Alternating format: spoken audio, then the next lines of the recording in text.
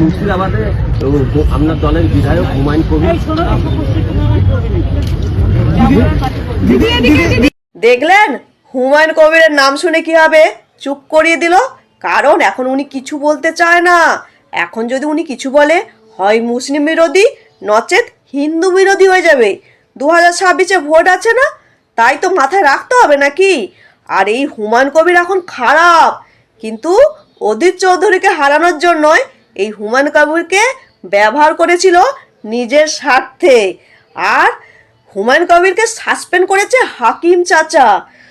হাকিম চাচা কি বলছে?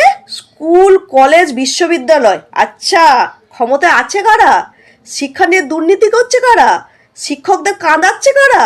হ্যাঁ, এসব কাকে জ্ঞান দিচ্ছে?